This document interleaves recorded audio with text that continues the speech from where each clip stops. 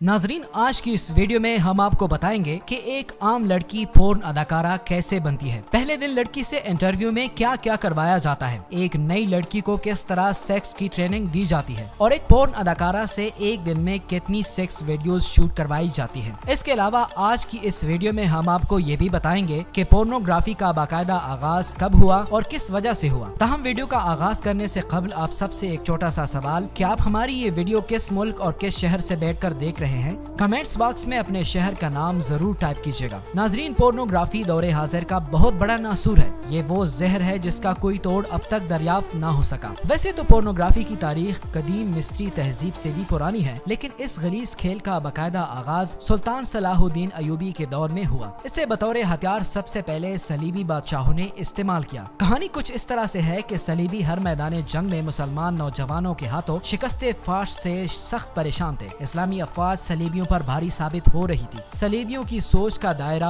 उस वक्त बदला जब 1.5 लाख मुसलमान फौज ने बहरे ओकियानूस के साहिलों पर 15 लाख सलीबी जंगजू लाशों का ढेर कर दिए। इस मौके पर सलीबी अफवाज का बादशाह रिनाल्डो फूट फूट कर रोया और आखिर एक बड़ी मीटिंग का इनेकाद हुआ। इस मीटिंग में मुस्लिम और सलीबी अफवाज का मवाजना किया गया। मालूम हुआ कि मुसलमान रात भर सजदों में रोते हैं और दिन भर मैदानों में जी जान से लड़ते हैं। इनके अंदर एक दुनिया आबाद है जिसे वो ईमान कहते हैं। यही ईमान इन्हें दुनिया के हर खौफ और लज्जत परस्ती से दूर रखता है। मगर दूसरी तरफ सलीबी फौजी रात भर जिना की महफिलों और दुनिया की रंगरलियों में मशगूल रहते हैं। लिहाजा ये दुनिया छोड़कर एक नए जहां का खौफ इन्हें शिकस्ते फाश से दोचार करता है। इसके अलावा दौरान जंग मुसलमान फौजियों की आंखों से जो वहशत टपकती है वो सलीबी कुव्वतों पर खौफ तारीक कर देती है। इसके साथ नाराए तकबीर, अल्लाहु अकबर की सदाएं और मुसलमानों का अपनी अपनी जगह पर फौलाद बन जाना भी सलीबियों के लिए एक बहुत बड़ा मसला बन गया था। सलीबियों की इसी तारीखी मीटिंग में हरमन नामी एक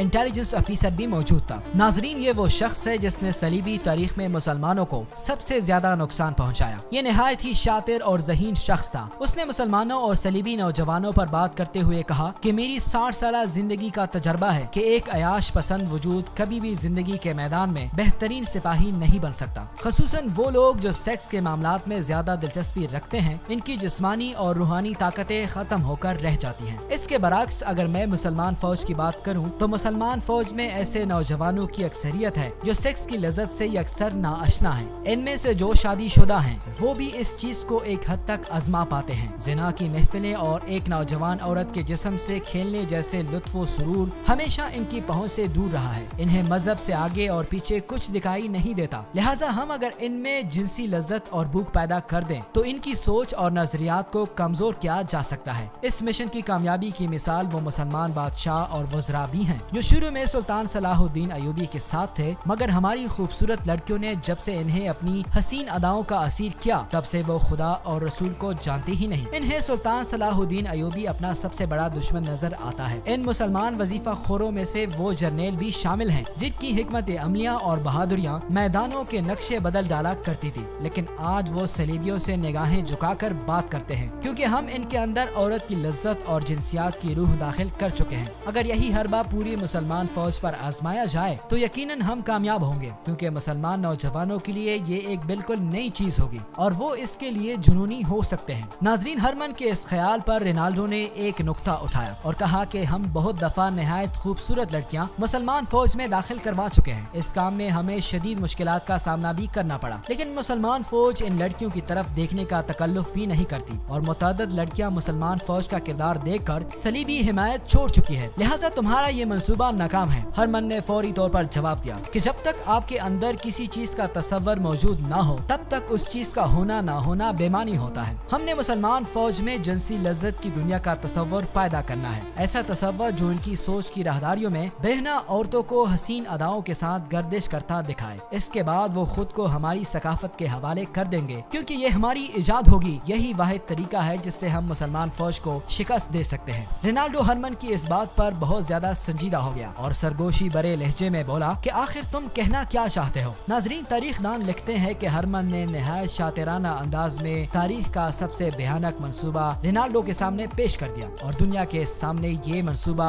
आर्ट पोर्नोग्राफी के नाम से सामने आया। इस मंसूबे के 1 साल बाद सुल्तान सलाहुद्दीन अयूबी को इत्तला मिली कि फौज के कुछ नौजवान रात को गायब पाए जाते हैं। नौजवानों में अक्सर جنسی گفتگو بھی سنی گئی ہے۔ سلطان صلاح الدین ایوبی نے اس چیز کو اتنا سنجیدگی سے لیا کہ خود بیس بدل کر ان نوجوانوں کا پیچھا کیا۔ یہاں ہم ایک بات واضح کرتے چلیں کہ سلطان صلاح الدین ایوبی بذات خود بیس اور آواز بدلنے کے ماہر تھے۔ تاریخ میں متعدد بار ان کی ایک دوسری شخصیت کے روپ میں دشمن کے ساتھ ملاقات کی روایات بھی موجود ہیں، یہاں تک کہ ایک جنگ میں شکست کے بعد جب صلیبی اعلیٰ افسران کو سلطان کے سامنے پیش کیا گیا تو سلطان نے ایک افسر سے پوچھا کہ رات کے وقت تم نے جس شخص سے کہا تھا کہ میں ایوبی کو اس کی سانس کی مہک سے پہچان سکتا ہوں، بتاؤ وہ شخص کون تھا؟ وہ صلیبی بولا، حضور وہ ایک عربی تاجر تھا۔ سلطان صلاح الدین ایوبی مسکراتے ہوئے کہا کہ وہ میں خود تھا۔ وہ صلیبی حیرت زدہ ہو کر سلطان صلاح الدین ایوبی کو دیکھتا ہی رہ گیا۔ ناظرین، فوج کے کچھ نوجوانوں کی پراسرار حرکتوں پر سلطان صلاح الدین ایوبی خود ان کے پیچھے گئے تو معلوم ہوا کہ فوجی قیامگاہ سے کچھ فاصلے پر ایک قافلہ رکا ہے جو بظاہر مسلمان ہے، مگر ان کے پاس فحش اور عریان لڑکیوں کی تصاویر ہے۔ جب سلطان صلاح الدین ایوبی نے وہ تصاویر دیکھی تو وہ دنگ رہ گئے۔ ان میں سے ایسی منظر کشی کی گئی تھی کہ کوئی بھی نوجوان سیکس کے لیے جنونی ہو سکتا تھا۔ اس دوران سلطان صلاح الدین ایوبی کو دمشق اور مصر کے دیگر شہروں سے اطلاعات ملی کہ شہر میں فحش تصویروں کے کباخانے کھل گئے ہیں جہاں جنسی اشتعال انگیز تصاویریں دکھائی جاتی ہیں اور نوجوانوں کو جنسیات کی باقاعدہ تعلیم دی جاتی ہے۔ ساتھ یہ بھی لکھا تھا کہ مسلمان نوجوان بڑی تیزی سے برائی کی طرف مائل ہو رہے ہیں۔ سلطان صلاح الدین ایوبی نے فوری طور پر اپنی جنگی پیش قدمی روکی اور پورنوگرافی کے اس ناسور کے خلاف ماسک کھولا۔ اس حوالے سے سلطان صلاح الدین ایوبی نے ایک تاریخی تقریر بھی کی۔ انہوں نے کہا کہ ہر قوم کی طاقت اس کا اچھا یا برا کردار ہوتا ہے۔ دشمن ہماری اصل طاقت کا اندازہ لگا چکا ہے، لہٰذا اب وہ ہمارے سامنے آنے کی جرات کبھی نہیں کر سکتا۔ اس لیے اب دشمن ہمارے قومی کردار پر حملہ آور ہوا ہے، کیونکہ ضروری نہیں کہ جنگ میدانوں میں ہو، جنگ سوچ اور رویوں کی بھی ہوتی ہے۔ جو قوم اس پر غالب آ جاتی ہے وہ فتح یاب ہوتی ہے۔ ناظرین، صلیبی انٹیلیجنس افیسر ہرمن ایک نہایت ذہین اور شاطر انسان تھا۔ اگر آپ پوری صلیبی تاریخ کا مطالعہ کریں تو آپ کو یہ شخص پوری صلیبی تاریخ میں چھایا ہوا نظر آئے گا۔ صلیبی جب ہمت ہار چکے تھے تو اس شخص نے ان میں جان ڈال دی۔ ان کے منصوبوں پر عمل کرتے ہوئے دنیا کے مشہور مصور اور منظر نگاروں کو منہ مانگی قیمت پر خریدا گیا۔ ان سے لڑکیوں کی ایسی فحش اور عریاں تصویر کشی کروائی گئی کہ دیکھنے والا بس دیکھتا ہی رہ جاتا۔ وہ سیکس جس پر لوگ ایک حد تک توجہ دیتے تھے پھر اس کے بارے میں بے حد سوچنے لگے۔ صلیبی بادشاہ نے جب اپنے اس منصوبے کو 100% کامیاب ہوتے دیکھا تو اپنی کتابوں میں اس کا تذکرہ بڑی شان و شوکت سے کیا۔ ناظرین، اگرچہ سلطان صلاح الدین ایوبی نے اس ناسور کو ختم کرنے کی پوری کوشش کی مگر اس مسئلے کا پوری طرح خاتمہ نہ ہو سکا، کیونکہ اس ناسور کو دیکھتے ہوئے حسن بن سبا کے فرقے نے بھی اسے بطور ہتھیار اپنایا۔ صلیبیوں سے اس آرٹ گرافی کی نئی جدتوں پر مانگ کی۔ یوں حسن بن سبا کی پہاڑیوں میں بنائی ہوئی پراسرار جنت میں ایک اور ہتھیار کا اضافہ ہوا۔ ناظرین، اس دوران سلطان صلاح الدین ایوبی بیت المقدس کی فتح کے بعد اس دنیا سے چل بسے۔ صلیبی بھی اپنا دم خم کھو چکے تھے، لیکن ان کا تیار کردہ زہر پورنوگرافی مسلسل فحاشی کے جراثیم پھیلاتا رہا اور یوں کئی صدیاں گزر گئی، کئی ثقافتیں آئیں اور مٹ گئی۔ آخر 18ویں صدی کا سورج طلوع ہوا۔ یہ وہ صدی ہے جب سائنس کی علوم میں انقلاب کی فضا پیدا ہوئی۔ 18ویں صدی کے شروع میں پورنوگرافی پر ایک بار پھر سے نئے سرے سے کام شروع ہوا۔ اس دفعہ پورنوگرافی کے لیے لکڑی کا استعمال کیا گیا۔ لکڑی سے جنسی عضو تراشے گئے۔ اس کے علاوہ درختوں کو بھی کھانڈ چھاڑ کر جنسی عضو کی طرح تراشا گیا۔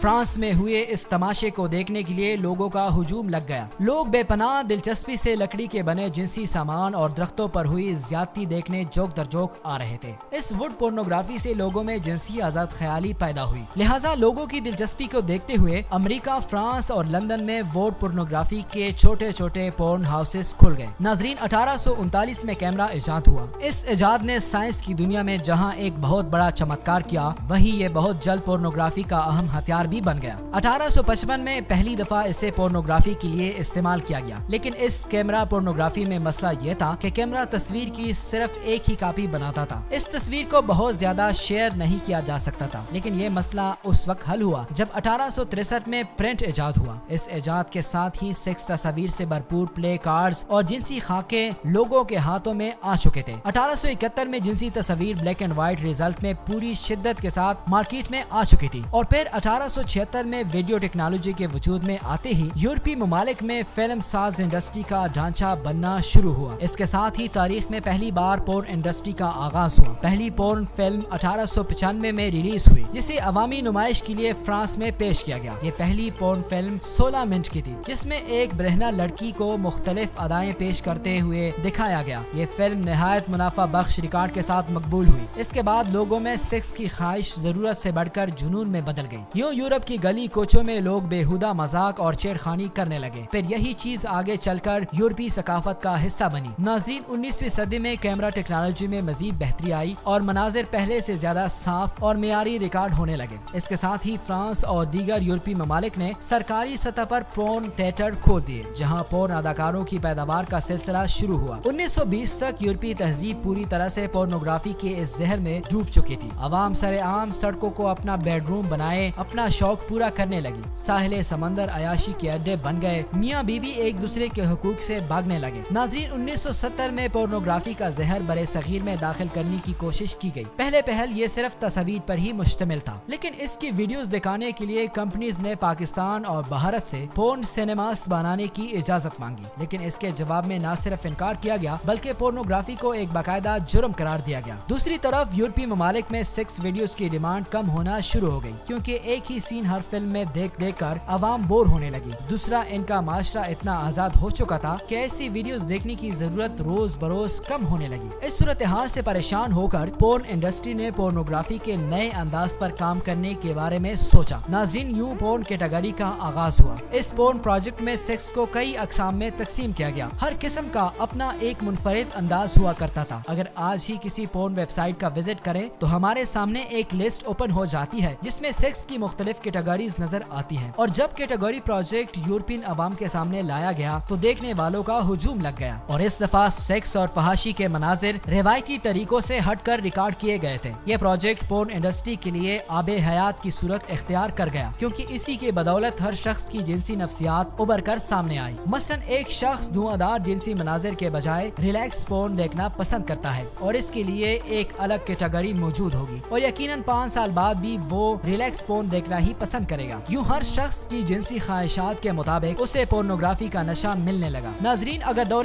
حاضر کی بات کی جائے تو آج کے دور میں ٹیکنالوجی کی مدد سے پورن انڈسٹری اتنی ترقی کر چکی ہے کہ آج پاکستان سمیت دنیا کے ہر شخص میں موبائل فون اور انٹرنیٹ کی مدد سے ہر کوئی پورن ویب سائٹ تک بآسانی رسائی حاصل کر سکتا ہے، اور پورن انڈسٹری کو چلانے والا یہ مافیا اتنا طاقتور ہو چکا ہے کہ اس کو اب روکنے کی کسی بھی ملک میں جرت نہیں۔ یہ لوگ دنیا بھر سے خوبصورت لڑکیوں کو پیسوں کا جھانسا دے کر اس غلاظت میں کھینچ لاتے ہیں اور ان کو بلیک میل کر کے ان سے ایسی ویڈیوز شوٹ کرواتے ہیں۔ پورن انڈسٹری کی مشہور زمانہ پورن سٹار میاں خلیفہ سے تو آپ سب بخوبی واقف ہوں گے، لیکن اس کا ایک عام لڑکی سے پورن سٹار تک کے سفر کی داستان سن کر یقیناً آپ سب کے ہوش بھی اڑ جائیں گے۔ لبنان کے شہر بیروت میں پیدا ہونے والی میاں خلیفہ 2001 میں امریکہ منتقل ہو گئی۔ اکتوبر 2014 میں اس نے پورنوگرافی میں کام شروع کر دیا، اور پورنوگرافی کی ایک ویب سائٹ کے مطابق دسمبر 2020 تک میاں خلیفہ سب سے زیادہ دیکھی جانے والی اداکارہ بن چکی تھی۔ کیریئر کا یہ انتخاب اسے اس وقت مہنگا پڑا جب اسے ایک پورن ویب سائٹ میں حجاب پہن کر کام کرنے کی وجہ سے مشرق میں شدید تنقید اور مخالفت کا سامنا کرنا پڑا، لہٰذا اس تنقید کے 3 مہینے بعد اس نے پورن انڈسٹری کو خیر بات کہہ دیا۔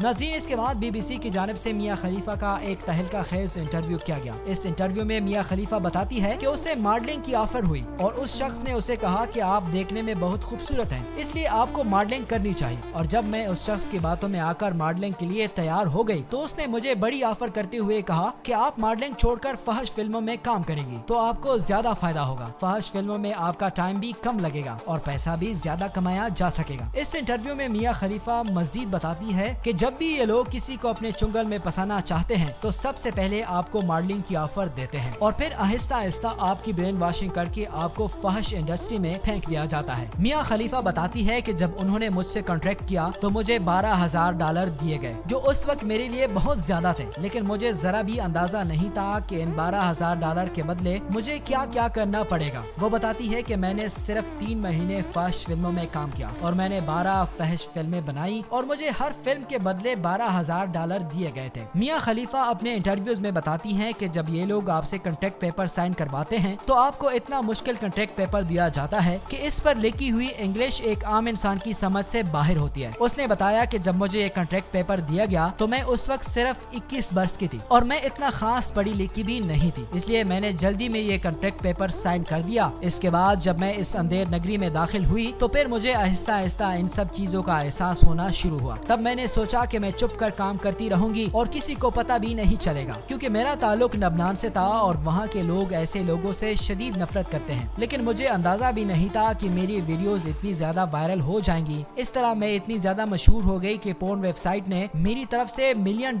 कमाए, लेकिन मुझे सिर्फ $12,000 में ही तनख्वाह दिया गया। मियां खलीफा बताती है कि जब मैं इस इंडस्ट्री के बेहिस लोगों से तंग आ चुकी, तब मैंने इस इंडस्ट्री को छोड़ने का फैसला किया। इसके बाद विकिपीडिया से लेकर मैं हर जगह गई कि इंटरनेट पर मौजूद मेरा फहश मवाद काट दिया जाए, लेकिन मुझे कहीं से भी तसल्ली बख्श जवाब नहीं दिया गया। मियां खलीफा कहती है कि मुझे पहली दफा जब हिजाब पहनकर वीडियो बनाने का कहा गया तो मैंने इनसे कहा कि अगर मैंने हिजाब पहनकर वीडियो बनाई तो लोग मुझे मार डालेंगे। मेरी इस बात पर वो लोग जोर जोर से हंसने लगे। इसके बाद मैं इतना डर गई कि मैं इनको इनकार ना कर सकी, और उस दिन से लेकर आज तक ये वेबसाइट मेरे नाम से लाखों डॉलर्स कमा रही है, लेकिन मुझे सिर्फ $12,000 दिए गए और मैं नहीं जानती कि ये लोग कब तक मेरे नाम से डॉलर्स कमाते रहेंगे। मियां खलीफा मजीद बताती हैं कि एक वीडियो बनाने में 12 से 14 घंटे लग जाते हैं और मुझे ऐसे ऐसे तरीके से सेक्स करने का कहा जाता कि मैं सुनकर कांप जाती, लेकिन वो मुझ पर इतने गालिब आ चुके थे कि मैं उनको इनकार नहीं कर पाती।